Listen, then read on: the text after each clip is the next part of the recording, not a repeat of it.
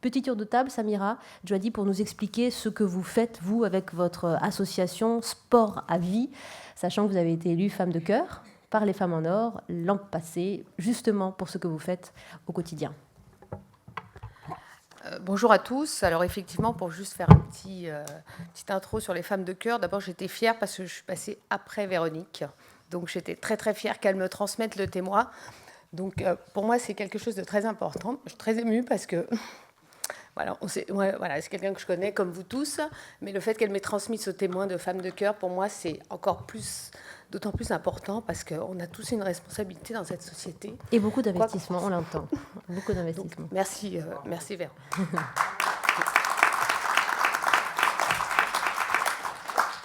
Et avant de vous donner la parole, on parlait, Samira, de ce que vous avez entrepris depuis 1 an, justement. Dites-nous concrètement comment vous avez aidé les jeunes des quartiers. Donc effectivement, un de mes engagements dans cette société, c'est effectivement, alors il y en a qui s'occupent de l'alimentation et c'est important, et effectivement, c'est voilà, le nerf de la guerre de notre société. Moi, je suis partie de ma petite expérience et je pense que chacun d'entre nous, on peut apporter qui qu'on soit et quoi qu'on ait comme moyen du sport, parce que d'abord c'est quelque chose qui me passionne, et dans les quartiers c'est aussi un vrai vecteur d'intégration, parce que ces jeunes-là, c'est souvent vers ça qu'ils se retournent pour sortir un peu de leur quotidien. Et mon objectif, et on en reviendra tout à l'heure, c'était comment leur expliquer que cette passion peut leur permettre de changer de trajectoire, parce que d'abord on ne peut pas tous devenir des athlètes de haut niveau, mais par contre on peut vivre de sa passion qui est le sport, et ça a été toute la mission de cette association qui a 15 ans cette année. Donc, vous voyez, je suis la petite sœur des Restos du Cœur, et qui continue à œuvrer pour justement montrer à ces jeunes-là qu'on peut réussir, même si on vient d'un quartier difficile, même si on vient d'une famille démunie. Mais à partir du moment où on se bat, il ne faut jamais rester. Et en tout cas, c'est les messages qu'on essaye de faire passer à ces gamins, c'est toujours de garder confiance et toujours dire que c'est possible. Il n'y a pas de fatalité dans notre société. Il y a toujours quelqu'un pour nous tendre la main. Il faut juste se battre pour aller la chercher. Merci beaucoup, Samira Djouadi. Avec, et c'est important, c'est vraiment un mot qui reviendra souvent ici, le projet. Le projet, et Thierry Marx, qui est chef cuisinier, nous en parlera de ces projets justement avec ces jeunes. À vos côtés, Serge Choudoplatov. Bonjour, monsieur. Bonjour, mademoiselle. Expert de la renaissance numérique, vous êtes entrepreneur, vous avez cofondé Souyos et Scanderia. Dites-nous, dans l'action numérique, ce que vous apportez, vous, en termes d'innovation, d'expérimentation. Bien, effectivement, donc j'ai cette obsession de cette renaissance, parce qu'il y a, je pourrais développer tout à l'heure, énormément d'analogies entre ce qu'on vit aujourd'hui et ce qui s'est passé à la Renaissance. Et ça m'a amené, entre autres, à travailler beaucoup, m'intéresser au crowdfunding.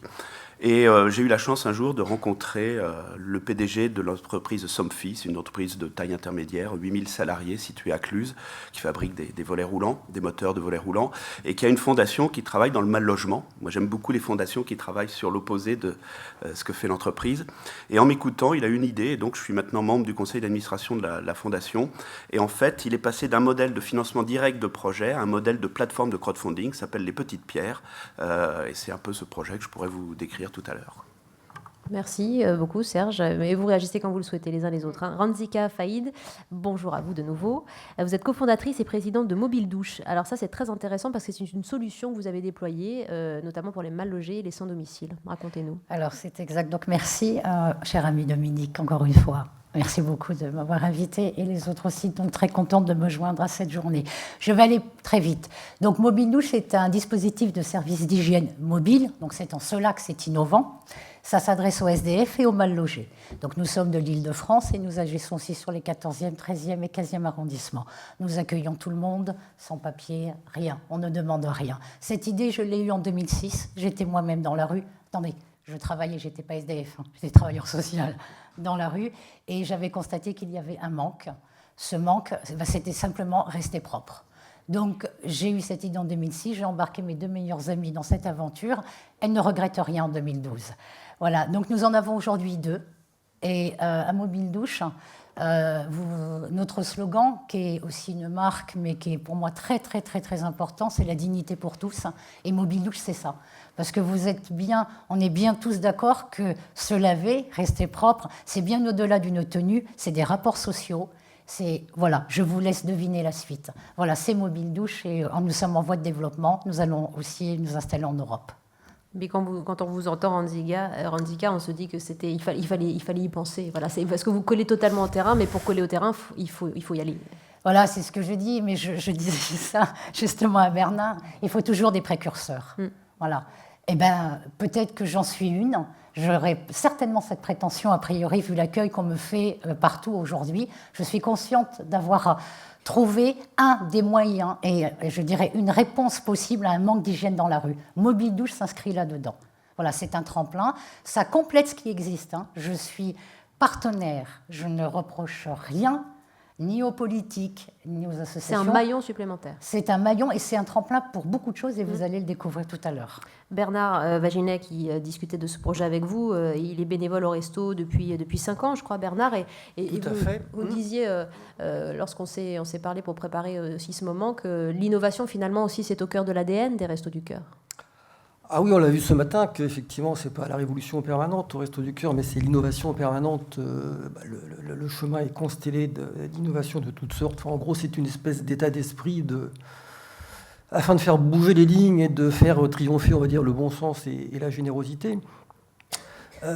Pour la partie dont moi je m'occupe, effectivement, ce que nous on essaie de faire, c'est de mettre justement au service de la performance et du meilleur service aux personnes accueillies, les technologies qui sont à notre portée, puisque là on ne parle pas d'innovation débridée, en fonction des responsabilités qui sont les nôtres.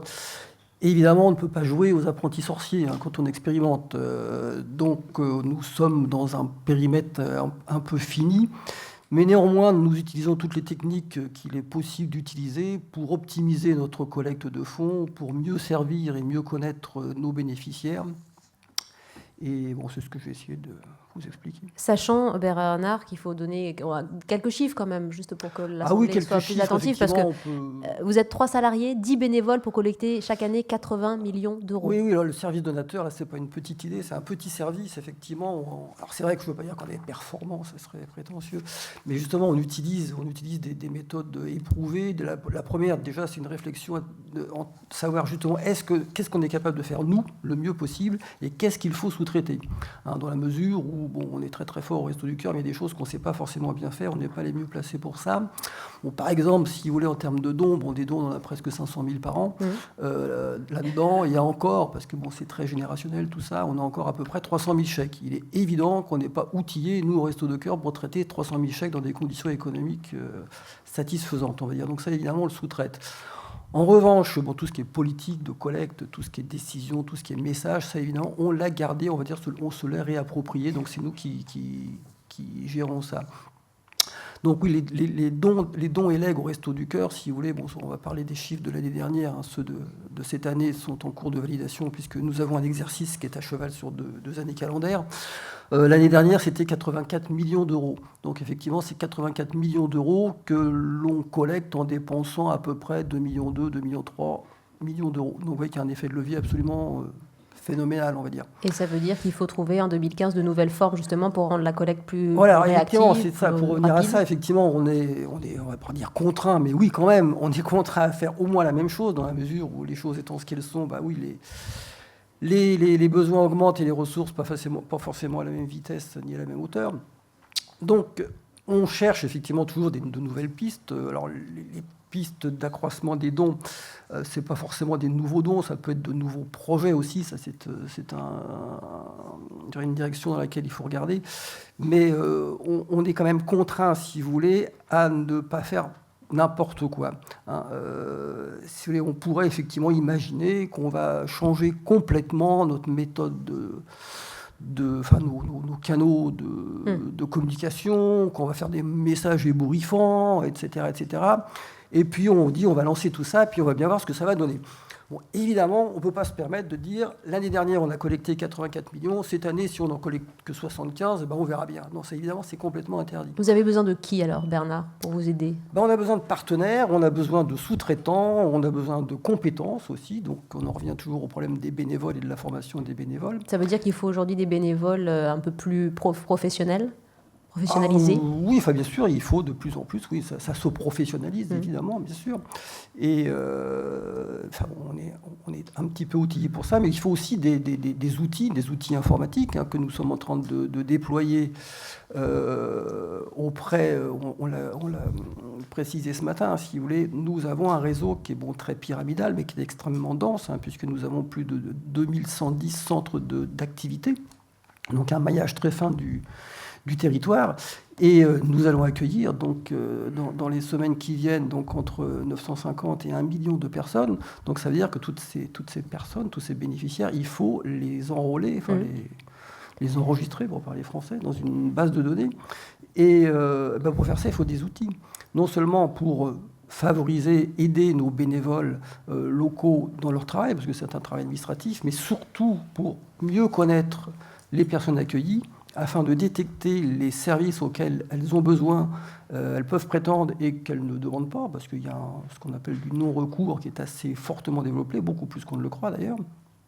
Donc mieux connaître les personnes accueillies, ça effectivement c'est un impératif qui nous aide à mieux travailler. Et Bernard, j'aurais juste que Randzika Faïd, on peut entrer dans l'échange si vous le voulez, que Randzika Faïd nous dise aussi sur quels acteurs vous êtes appuyé justement pour créer votre concept de mobile douche. Est-ce que vous avez trouvé dans ces formes de solidarité, de partage en 2015 des acteurs différents pour vous servir de levier? Oui, alors arrivé tout seul. Une association. Bon, voilà, on a pu se construire avec les fondations d'entreprise, donc tout ce qui est mécénat privé. Après, on a. Mobile Douche en 2012 n'est plus Mobile Douche en 2015 en réalité. Voilà, nous avons commencé tout petit avec 4 partenaires qui étaient vraiment sur de la fondation d'entreprise pour développer ce projet-là. N'allez pas forcément plus loin. Et aujourd'hui, j'ai maintenant des entreprises qui veulent agir avec nous.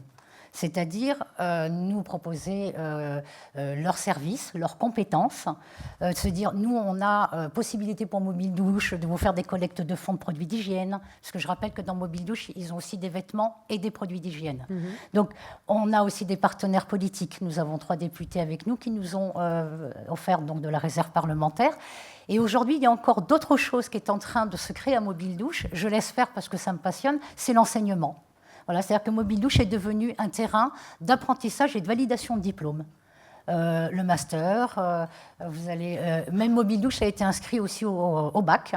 Voilà, c'est des groupes d'étudiants qui ont décidé d'appréhender la pauvreté par le projet Mobile Douche. Alors, les leviers, j'ai envie de dire que c'est un peu tout le monde qui me le propose. J'ai cette chance-là. C'est vrai que, et je le dis haut et fort, j'espère que les autres associations bénéficieront de cet engouement. En tout cas, Mobile Douche, on a énormément de solidarité, mais et elle vient de partout. Je suis débordée, en réalité. Ça vient, mais je vous assure, je suis totalement débordée, et par les initiatives, et par les idées pour nous.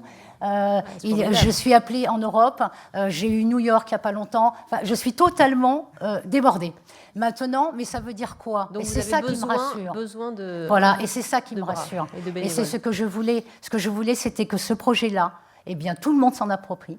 C'est facile à développer, je vous assure. C'est coûteux, certes, mais beaucoup moins que les structures fixes. Et économiquement, je défie quiconque de me montrer que Mobile Douche est plus cher que la toute première douche publique. Ce n'est pas vrai. D'accord ? Donc économiquement, je montre que c'est possible. C'est facile, sincèrement. Sincèrement, on va dire c'est tout en velours même. Et ce que je voulais, c'était efficace et rapide. Vous la prenez, Mobile Douche, vous allez à Bruxelles, vous allez à Berlin, elle passe partout. C'était mon objectif, ça. Et aujourd'hui, je suis débordée. Voilà, nous sommes débordés, on ne peut pas répondre à tout le monde. Je suis appelée de Lille. Enfin, la France, là aujourd'hui, je ne sais plus quoi faire. Je me dis, je vais monter une entreprise sans marquer fabrication de Mobile Douche. Je ne sais pas. Mais comment vous voyez justement la suite? Parce que c'est intéressant. Tout à l'heure, je disais dans ma présentation que nous étions en voie de développement. Effectivement, là, ce qui est important, et pour la première fois de l'histoire de Mobile Douche, c'est les services publics d'Avignon qui viennent de me commander officiellement une Mobile Douche. Et ça passe par le préfet. Moi, je travaille au ministère du Travail, donc je connais très très bien les politiques. C'est la toute première fois dans toute l'histoire qu'un préfet s'approprie d'un projet. Et j'étais là, je dis, mais vous êtes bien sûr que c'est ça que vous voulez? Il m'a dit, oui, j'ai regardé votre Internet, j'ai regardé vos interviews, votre concept, mais votre Mobile Douche, je la veux sur mon territoire. Votre petite idée, Ma reprendre, petite idée, mais ma l'expression du petite jour. idée, moi, je veux dire, mais allez-y, mesdames et messieurs, allez-y. Ça, elle n'est plus à moi, voilà, elle n'est plus à moi, parce que le seul objectif que j'ai, c'est ces enfants, ces femmes et ces hommes qui sont dans la rue, ont mal logé et qui ont besoin de leur douche. Alors que ça soit par handicaphéide ou pour que ça soit par 150 millions de personnes, allez-y. Je vous donne l'autorisation de développer le concept. Je vous le signe tout de suite.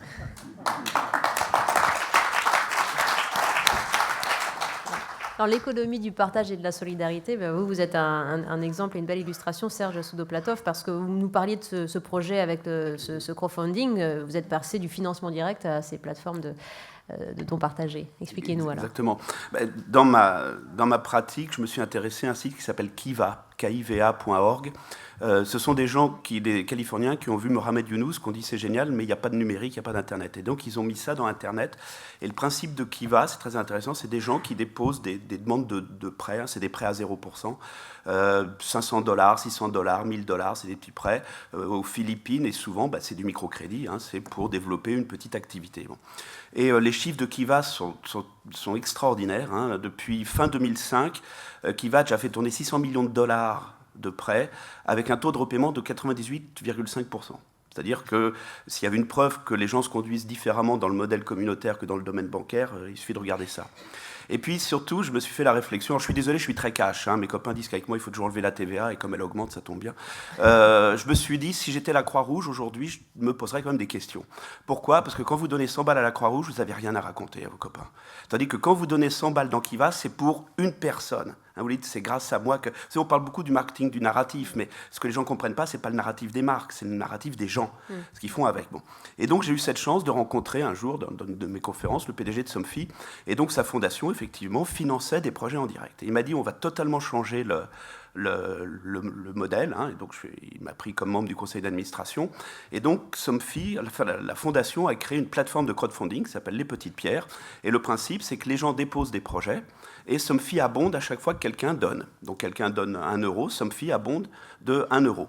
Et c'est très intéressant parce que déjà ça renverse totalement la logique. Vous savez, le crowdfunding obéit à des logiques qui n'ont rien à voir avec le monde d'avant. Je vais vous donner un exemple. Au début, ils étaient partis sur la méthode ancienne, c'est-à-dire chercher des donateurs. Je leur ai dit non, c'est pas ça qu'il faut faire. Il faut chercher des bons projets. Parce que vous savez que ce genre de plateforme, ça n'est que l'amplificateur de l'énergie que met le chef de projet. Comme par hasard, les projets, vous savez, le principe du crowdfunding, c'est tout ou rien. Hein. Soit on arrive au bout, soit on n'y arrive pas. Et comme par hasard, les projets qui n'arrivaient pas au bout, c'était là où le chef de projet mettait peu d'énergie. Donc la plateforme n'est qu'un amplificateur d'énergie. Et donc le marketing, c'est de trouver des gens qui ont la niaque, qui ont envie et qui vont trouver, au travers de cette plateforme, un extraordinaire amplificateur. Alors les chiffres, ça a été ouvert il y a 1 an et demi. Il y a eu 43 projets qui ont trouvé leur financement. C'est toujours des démarrages un peu longs. Il y a un projet, d'ailleurs, des Restos du Cœur, à Cluse, hein, qui a levé 3 000 € sur la plateforme Les Petites Pierres. Pour justement, ils avaient loué un local et puis il fallait l'équiper. Et ce local sert à faire la formation à l'informatique et des soins dentaires. Ça me fait toujours marrer, ce genre de collusion. Voilà. Comme ça, les gens, ils n'ont plus une dent contre l'informatique après. Enfin. Et puis, donc, c'est 43 projets et c'est 500 000 € de dons, dont moitié Somfy, moitié donateurs, qui ont transité pour 2000 donateurs. Et je pense que c'est un modèle qui est très intéressant, d'abord parce que moi ça correspond à mes valeurs, c'est que quand j'étudie aujourd'hui, ce que veulent les gens, c'est le fun, l'engagement et la collaboration. Voilà. Et là, c'est un projet où on est engagé. Les gens, après, ont des choses à raconter. Ils disent, voilà, c'est un tel qui avait un problème de logement, oui. Grâce à moi, c'est raconté. Ce que vous voulez dire, c'est parce qu'on va en parler tout à l'heure avec l'entrepreneuriat, avec la solidarité d'entreprise, c'est que c'est finalement un mécénat privé dédié. C'est-à-dire qu'on a vraiment... notre projet est dédié sur un projet, sur une personne, et comme vous dites, on a des choses à raconter. Exactement, exactement. Et c'est pour vous une forme d'engagement de demain, réellement ? Ah oui, moi je crois que c'est le modèle de demain, parce que c'est un modèle qui est vertueux de tous les côtés. D'abord, ça favorise ceux qui mettent de l'énergie. Alors je suis désolé, moi j'aime bien, hein, je veux dire, il faut favoriser ceux qui foutent de la niaque, quoi. Deuxièmement, c'est un modèle où les gens ont des histoires à raconter. Ça fait des choses très belles. Donc ceux qui donnent se trouvent beaucoup plus valorisés, encore une fois, que s'ils donnent à la Croix-Rouge. Je suis un peu brutal, hein, mais... Et puis, surtout, c'est un modèle où on ne se pose plus la question, je suis désolé, je suis encore plus brutal, de l'engagement de l'État, quoi. C'est plus le problème de l'engagement de l'État, c'est l'engagement des gens. Et du coup, il y a cette idée aussi que les gens étant engagés, ils choisissent forcément des projets qui leur tiennent à cœur localement. C'est quand même un peu balbutiant encore, hein, comme modèle. bah, La petite pierre, c'est la petite pierre à l'édifice, hein, Ouais. c'est une jolie image, mais on est au début. Ah ben, on n'en est qu'au début, oui, mais comme la révolution du numérique qu'on vit aujourd'hui, comme le crowdfunding. Comment ? Alors, qui niveau va, mondial. oui, ou le crowdfunding. Le crowdfunding, oui. Ah, le crowdfunding au niveau mondial, oui, ça doit être 30 milliards de dollars. C'est énorme, oui. Mais pour ce qui est de La plateforme Kickstarter, par exemple, c'est 2 milliards de dollars déjà qui ont transité. Et les plateformes de prêts entre particuliers, Prosper et Lending Club, actuellement, c'est 2 milliards de dollars de nouveaux prêts par mois, par trimestre, pour des prêts qui sont capés à 35 000 dollars. C'est-à-dire que l'idée du financement en pair à pair est en train de prendre le pas sur le financement bancaire. Et avec un chiffre qui est aussi très intéressant, c'est qu'on constate que le taux de défaut est beaucoup plus faible. Parce que contrairement à ce qu'on pense, la pression des pairs est beaucoup plus forte que la pression d'une forme de hiérarchie ou d'institution. Hein. Aller voir son banquier pour lui dire « j'ai plus d'argent à 30 », bon, ok, mais le banquier il est riche. Tandis que si c'est 20 copains qui vous prêtent de l'argent et que vous leur dites « écoutez, je ne peux plus vous le rendre », là c'est votre réputation qui est en jeu. Quoi. Vous n'êtes pas communicant, Serge Soudoplatov, mais en tout cas on a bien compris que c'était vraiment un projet sur lequel il fallait communiquer, embrasser aussi la jeunesse. Radhika la connaît bien, Samira travaille avec au quotidien. On est encore un peu peut-être réfractaire en France sur ces formes d'engagement, Serge. Oui et non. J'oserais presque dire l'institution peut être réfractaire, mais je crois qu'il y a une appétence des gens eux-mêmes, de la frange, qui a envie... De la facilité, du direct. Oui, du direct, et puis ça a du sens, si vous voulez. Hein. Vous savez, on est exactement... j'aime bien citer Gramsci, qui est un anarchiste italien, moi qui suis... Communiste, pardon, c'est vrai, plus qu'anarchiste. Tu le connais mieux que moi, hein, Gramsci. Bon. Et il a quand même dit, il y a crise, enfin j'ai un peu reformulé, il y a crise quand l'ancien refuse de mourir et que le nouveau n'a pas le droit de naître. Et aujourd'hui, on vit exactement cette crise, sauf que sous la pression des gens et pas des institutions. C'est ce renouveau qui actuellement est en train de naître de la base. Samira, Jody, vous disiez, alors, Association Sport à Vie a fêté ses 15 ans. Comment vous avez vu l'engagement évoluer ? Comment vous avez tâché d'innover justement dans le projet que vous portez avec ces jeunes ? Nous, qui porte, mais quand même. Quand on a lancé l'association au départ, on était parti sur un territoire très restreint qui était la Seine-Saint-Denis, parce que c'est là où je suis née, j'ai grandi et que j'ai pu observer les choses. Et effectivement, au départ, on était, nous, l'association, et on était bien organisés parce qu'on avait autour de nous beaucoup d'enseignants qui nous donnaient énormément de leur temps. Et rapidement, on fédérait des jeunes qui venaient d'autres associations.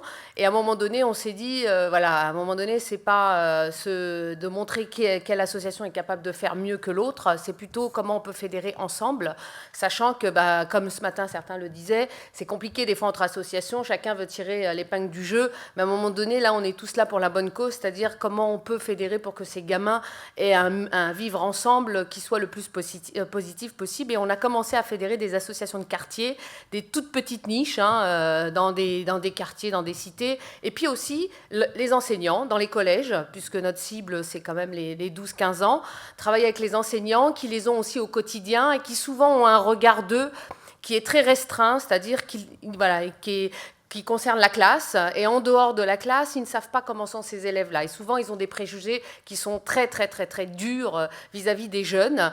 Et c'est pour ça que j'ai voulu les associer rapidement en leur disant, voilà, vous les connaissez dans un contexte très académique, essayez de les rencontrer dans un autre contexte qui n'est pas du tout académique, et vous verrez que ce n'est plus du tout les mêmes personnages. Et c'est comme ça qu'à travers les projets, je vais vous donner une anecdote qui était très flagrante, c'était en 2002, donc, puisque chaque année, en fait, on se greffe à un grand événement sportif, parce qu'on veut qu'ils rêvent aussi, on veut leur dire que c'est possible pour eux, et donc l'objectif, c'était de partir à Séoul pour la Coupe du Monde. Donc, bien entendu, tout le monde m'a pris pour une dingue, en disant, Samira, Séoul, des gamins qui habitent en banlieue, où tu vas trouver les sous?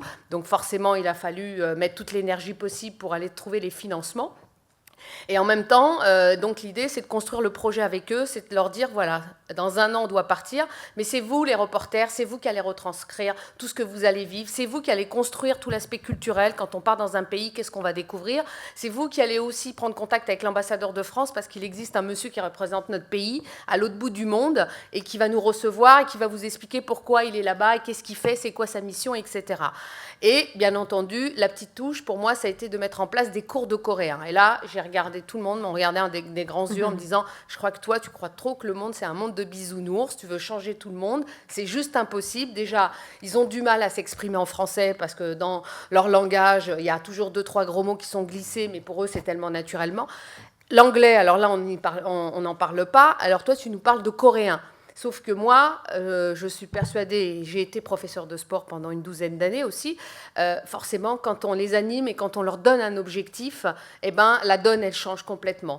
Et là, forcément, quand j'ai expliqué le projet à ces jeunes-là et que je leur ai dit qu'on mettrait des cours de coréen avec l'ambassadeur de Corée qui se trouve dans le 16e, ils m'ont regardé bizarrement en se disant « Waouh, est-ce qu'on va réussir ?» Ils ne m'ont pas dit « C'est impossible », ils m'ont dit « Est-ce qu'on va réussir ?»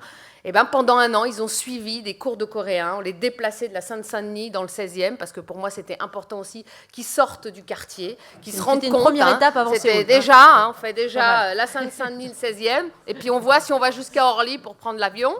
Et ils étaient hyper assidus aux cours, à tel point qu'à un moment donné, j'ai dû inviter leurs propres parents en leur disant « Venez voir ce qui se passe, venez voir vos enfants, venez voir de quoi ils sont capables. » Et là, les gens me regardaient en me disant « Franchement, il y avait que toi qui y croyais. Mais ouais, mais à partir du moment où on donne des objectifs à ces gamins-là, ils savent pourquoi ils le font. Et après, là, je dirais, tout se multiplie et tout se fait de façon à ce que, justement, ils puissent s'exprimer. Et puis, c'est surtout tout ce travail, parce qu'on travaille beaucoup sur la confiance, parce qu'au final, le sport, c'est une vraie excuse. Quand on part 17 jours sur un pays, il y a 3 matchs, qu'est-ce qu'on fait tout le reste du temps? Tout le reste du temps, ils l'ont construit. Ils sont allés, l'année dernière, on était allés au Brésil pour la Coupe du Monde. Ils ont organisé une rencontre avec des gamins des favelas. Ça a été juste le choc pour eux, et la plupart m'ont dit, Samira, on croyait que c'était dur pour nous, mais en fait, il y a pire, quoi. Et là, il y a une vraie prise de conscience en se disant, en fait, on doit travailler avec ces jeunes-là, on doit les accompagner parce qu'ils n'ont pas les bons outils, parce que malheureusement, on n'est pas tous d'une famille où tout est beau, et ces parents qu'ils ont, ce sont les parents qui vont au Resto du Cœur, ce sont ces parents qui vont aller chercher ces repas-là. Donc nous, on est une petite suite logique où on occupe ces enfants pour leur dire que c'est aussi possible pour eux, et on espère à travers ces projets, et on le voit parce qu'aujourd'hui, on a des retours des anciens, c'est-à-dire ceux qui ont participé dès les premières années, qu'on a changé la trajectoire de ces gamins-là, juste parce qu'à un moment donné, on leur a donné confiance et on leur a dit que c'est possible pour eux. Et je pense que c'est ça aussi qui fédère, c'est ça qui fait qu'à un moment donné, ensemble, ça ne demande rien, ça demande de l'énergie, ça demande, un peu de temps de soi, mais quel bonheur quand on voit la banane de ces gamins. C'est beau, hein, Samira.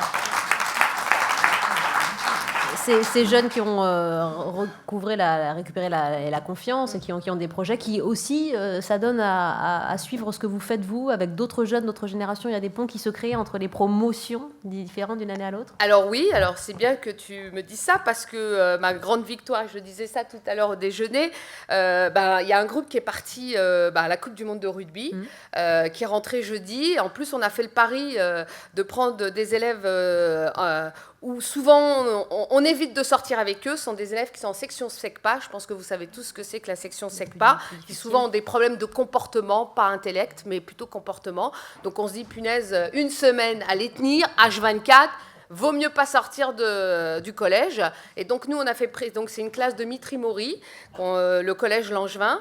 Et les premiers regards des profs, quand j'ai présenté le projet, ils m'ont dit ça va être dur quand même, vous voulez pas réduire le séjour à 3 jours au lieu de 7. J'ai dit non, c'est pas possible, il faut absolument que ce soit une semaine pour bien construire le projet ensemble, etc. Et au final, on est souvent beaucoup de préjugés, alors que c'est des gamins qui, en dehors du concept scolaire, ils se donnent et ils sont investis. Et pour la passerelle, la personne qui a encadré, parce que c'est hors vacances scolaires, donc les profs qui sont bénévoles de mon association n'ont pas pu accompagner le groupe, c'est une des jeunes qui a participé au projet en 2002 quand elle avait 12 ans. Et là, elle en a 28, et j'étais super fière de la voir partir avec le groupe, parce que je me dis, voilà, c'est ça qu'on doit transmettre, c'est de dire, à un moment donné, on t'a tendu la main, il faut que tu sois aussi capable, au moment où tu en es capable, de le faire aussi, parce que c'est cette générosité qui va faire qu'on va pouvoir aller plus loin, et puis donner de son temps, quoi. Donner, et puis ça nous fait tellement grandir, ça nous donne tellement chaud au cœur, qu'à un moment donné, on doit être capable de pouvoir transmettre ce qu'on a donné. Il y a toujours des gens qui pose la première pierre, et puis, comme le disait tout à l'heure Azika, voilà, en encourageant tout le monde de le faire, parce qu'à un moment donné, ça ne nous appartient plus, quoi. Voilà, il faut des gens qui lancent le truc, comme je dis moi souvent à mes enfants, nous, on a poussé les murs pour vous.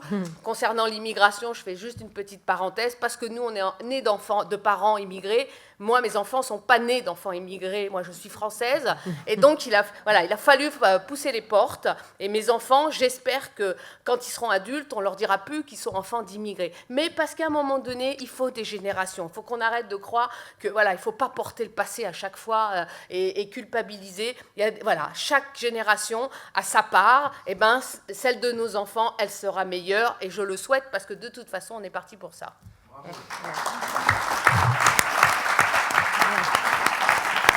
Expérimentation, innovation, mais c'est aussi la passion et le dévouement, on l'a bien compris. La petite idée, la petite pierre, on file la métaphore, mais Randzika Faïd, vous êtes tellement cohérentes sur les sujets toutes les deux. Bah oui, mais nous avons déjeuné ensemble, alors on n'a pas monté le coup ensemble. Non, pas du tout, on ne se connaissait pas. Alors justement, je vais juste faire une petite précision, parce que transmission, moi je sais qu'à Mobile Douche, je l'ai vécu de deux manières. La première, c'est qu'il y a des SDF qui sont devenus maraudeurs au sein de Mobile Douche. C'est-à-dire que maintenant, ils portent le maillot de Mobile Douche, ils travaillent avec nous. Et oui, le soir, au lieu de rentrer chez eux, ils sont dans leur tente, mais ça n'empêche qu'ils ont trouvé une activité avec nous. Et la seconde, ce qui m'a moi, je n'en revenais pas. C'est-à-dire que j'ai eu un groupe d'hommes qui vivaient dans la rue et qui m'ont donné la moitié de leur mendicité ce jour-là pour financer et participer à la seconde Mobile Douche. Incroyable. Et là, je peux vous garantir que je ne savais même plus si je devais accepter l'argent, parce que nous aussi, nous avons des conceptions de pauvreté. Moi, je leur ai dit, mais ils ne vont pas me donner leur manche quand même. Ben si, je l'ai prise, j'ai pris la moitié, puisqu'ils m'avaient dit, je vous donne. Et ils m'ont dit, voilà, mon diminutif amical, c'est Ranzy. Et ils m'ont dit, Ranzy, c'est pour la seconde Mobile Douche. Je vous assure que je l'ai fait. J'ai fait réparer les essuie-glaces et je leur ai amené la facture en disant, c'est votre don. Oui. Voilà. Ah oui. Voilà. Et puis, cette histoire à raconter dont parlait Serge. Et moi, je vais juste terminer sur mon plus beau souvenir. Alors, je dis souvenir parce que j'aurais voulu le monter en pièce de théâtre, ça aurait été impossible. Eh bien, mesdames et messieurs, la première douche historique à Mobile Douche, Dominique, tu l'as déjà entendu, je suis désolée, mais il y a des bis repetita qui font du bien au cœur, et celui-ci, c'en est un. Eh bien, la première douche a été prise le 6 mai à 20h 2012. Deux hommes ont marqué l'histoire. Le premier, c'est Hollande, qui accède à la présidence de la République, et le second, c'est Jo, qui a pris la première douche historique à Place d'Italie dans la première Mobile Douche. Et je lui donnais les résultats politiques. J'étais sur le trottoir, il était dans la douche, et je lui donnais les résultats. Et il a fait « ça me va » et il s'est mis à chanter. Voilà. Merci Randzika. C'est beau de vous entendre sur tous ces projets, parce qu'on comprend mieux aussi le dévouement et le réseau associatif qui est si varié. Et cette conjugaison... il y a aussi l'action et le levier numérique. Hein. Serge Sotoplato, vous en parliez, il est essentiel dans votre projet, vous qui travaillez aussi sur le numérique, sur l'intelligence des jeux et qui développez notamment ce crowdfunding. Bernard Vaginet, pour revenir à ce que vous faites au Resto du Cœur, l'action numérique, le projet numérique, il est aussi très important aujourd'hui en 2015, et c'est la voie d'expérience de demain, d'expérimentation de demain. Oui, c'est essentiel, effectivement. Comme on le disait, il nous faut des outils, il nous faut des réseaux, il nous faut des serveurs. Donc, nous sommes effectivement en pleine phase de numérisation, effectivement, de nos outils à travers de gros... Enfin, nous sommes un des très gros utilisateurs du cloud à travers un partenariat avec un acteur majeur du commerce électronique. Bon, il ne vaut mieux pas citer ni les uns ni les autres, hein, parce que dès qu'on en cite un, ça veut dire qu'on ne cite pas les autres, donc c'est pas correct. Mais donc, oui, nous avons des acteurs majeurs qui nous aident, soit dans le financement de cette numérisation, soit dans l'exploitation elle-même, donc à travers des services informatiques.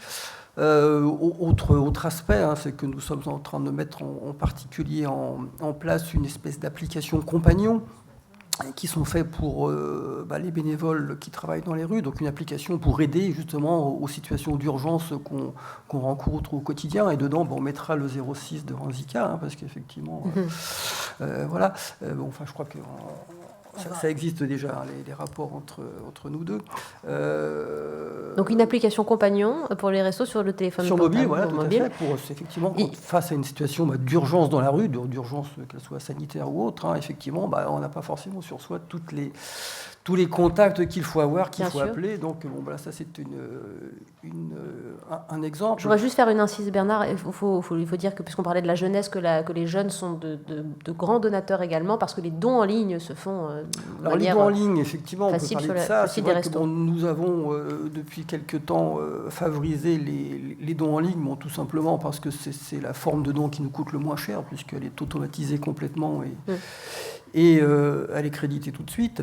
Donc oui, nous sommes aujourd'hui l'association, je crois, qui a le plus fort taux de dons en ligne, puisqu'on doit être à peu près à 25% de dons en ligne sur le total, donc ça veut dire plus de 15 millions d'euros en chiffres.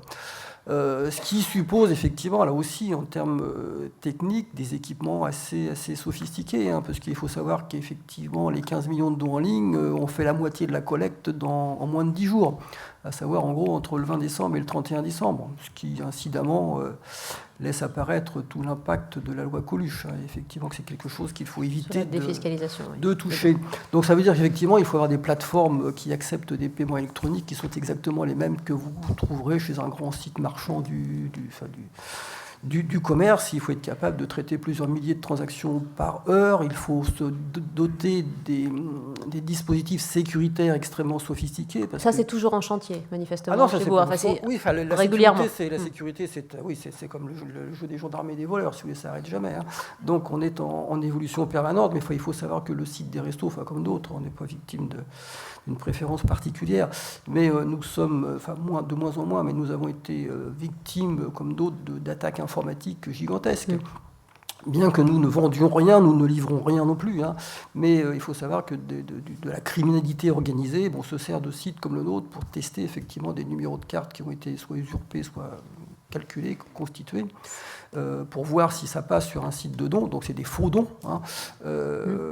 Et derrière, effectivement, les cartes sont utilisées dans le monde marchand.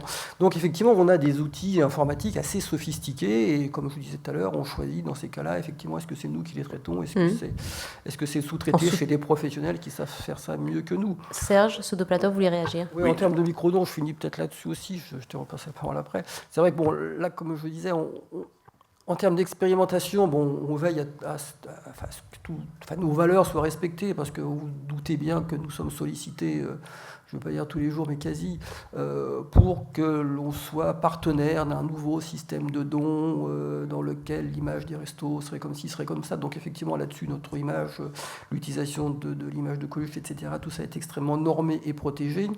Et nous veillons aussi à la sécurité des dons. Donc nous veillons à ce que, personne ne s'engraisse sur notre dos, pour parler trivialement.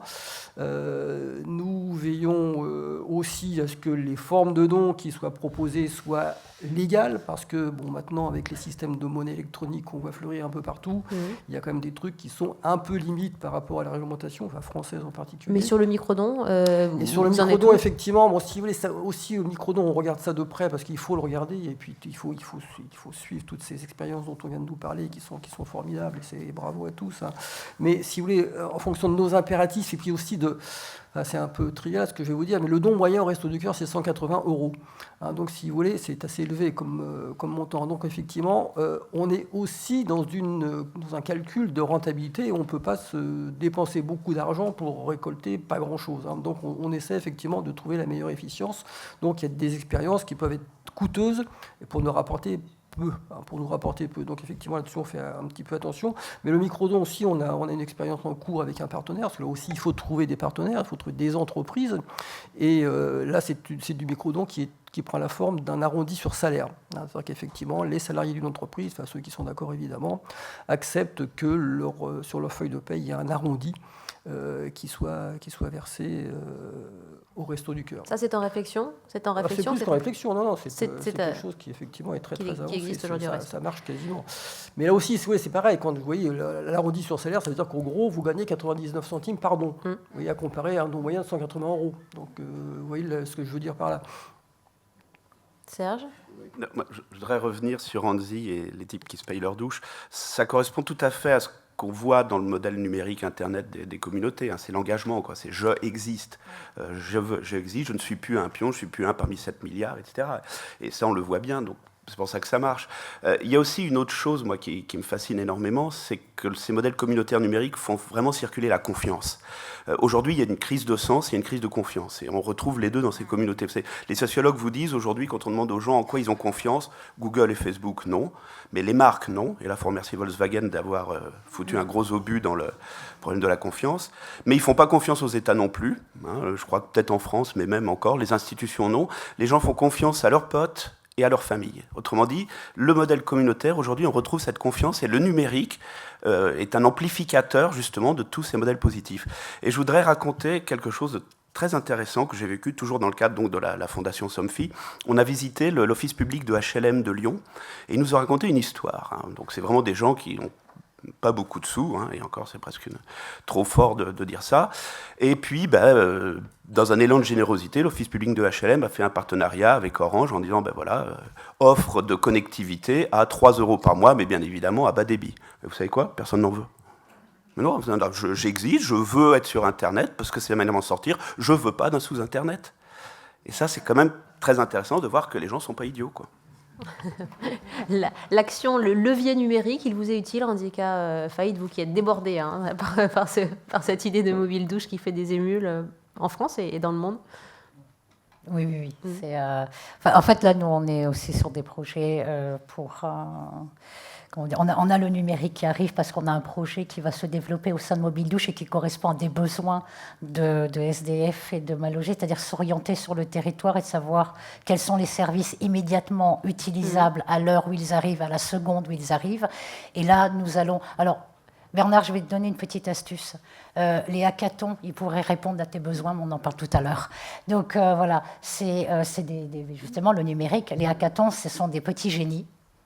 Vous leur passez commande, mais vraiment, hein, moi c'est ce qui va se passer dans 15 jours pour moi à Tours. J'ai 56 petits génies qui vont me développer une application donc sur iPhone, sur téléphone, qui va permettre à chaque personne, donc à chaque SDF sur le territoire de Paris, de pouvoir se dire, il est 18h, est-ce que je peux aller dormir là ? Est-ce qu'il reste des lits ici ? Oui, non.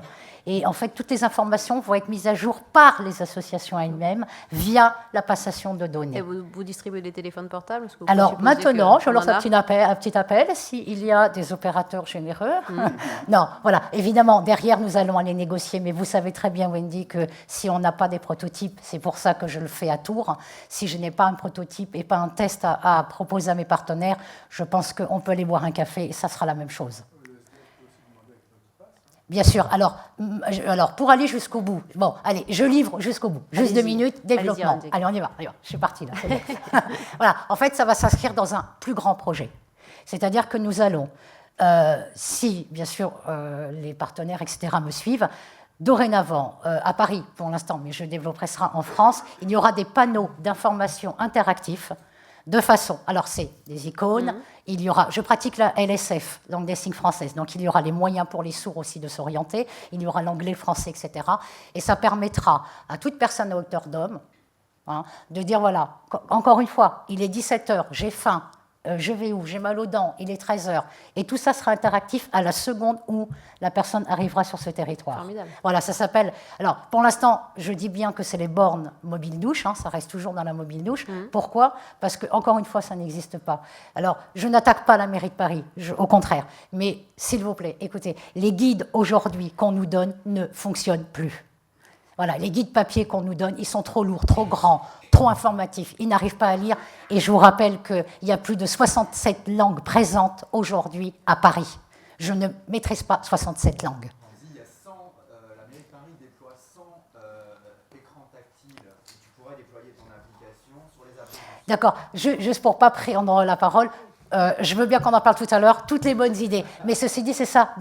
Alors, c'est pas demain, c'est aujourd'hui. Je relève les manches aujourd'hui parce que je peux vous garantir que j'en ai un peu marre quand un homme, une femme vient de faire 3 km à pied, chargé ou pas, et me dit, en fait, l'association, elle a changé d'horaire, elle était fermée quand je suis arrivée. Sauf qu'il n'a pas de douche, il n'a pas son chien qui s'est fait soigner, etc. Nous sommes les éclaireurs du territoire. N'oubliez pas, c'est pour ça que moi j'aime travailler avec les politiques, j'aime travailler avec les entreprises, j'aime travailler avec toutes ces personnes-là parce que sans eux, je ne serais pas devant vous. Voilà. On est aussi dans cette façon de penser le territoire ensemble. Et je suis certaine que ce que je vais proposer, d'ailleurs vous pouvez aussi m'aider en disant ouais c'est bien ce qu'elle a dit, Je crois que le panneau informatif aujourd'hui est aussi important qu'une carte d'identité, témoignage de 10 SDF. Voilà. C'est ce que nous allons, nous, développer à Mobile Douche et je peux vous garantir que si ça se refait l'année prochaine ici, je ne serai peut-être pas prête, mais dans 2 ans, je reviendrai vous en parler. Merci beaucoup, Randzika Faïd. Je pense qu'on peut... Il y aura, dans les mobiles douches, il y aura les résultats des élections qui s'affichent en temps réel. Voilà, il faut que ces panneaux indicatifs, ces mobiles douches soient tout à fait déployés en 2017, on va dire ça. Passionnant. Passionnant. C'est vital. C'est même plus... voilà. Quand je vous dis qu'il y a une notion vitale derrière, c'est que c'est vraiment le cas. Voilà. Donc bref, bon. Non, mais c'est passionnant et vous êtes là pour nous donner les clés de demain et c'est parfaitement ce qu'on voulait entendre dans cette table ronde, expérimentation, innovation. Merci infiniment à vous, Randzika Faïd, cofondatrice, présidente de Mobile Douche. Excusez-moi, dans la salle, il y a une autre personne qui s'appelle Stéphanie Luc et qui est cofondatrice de Mobile Douche. La troisième n'a pas pu venir, donc c'est aussi... Alors j'aime bien à dire, parce que c'est mon abus de féminisation des termes, c'est un projet porté par 3 femmes. Merci. Merci à Samira Djouadi, qui avait fondé l'association Sport à Vie il y a 15 ans. Merci à Serge Soudoplatov pour Soyuz Scandaria et on retient votre plateforme Petite Pierre. Et merci à Bernard Vaginet, qui est l'un des 70 000 bénévoles des Restos du Cœur. Et on pense évidemment à Coluche quand on égrène les petites idées aujourd'hui. C'est lui qui nous guide aussi. Merci infiniment à tous les 4.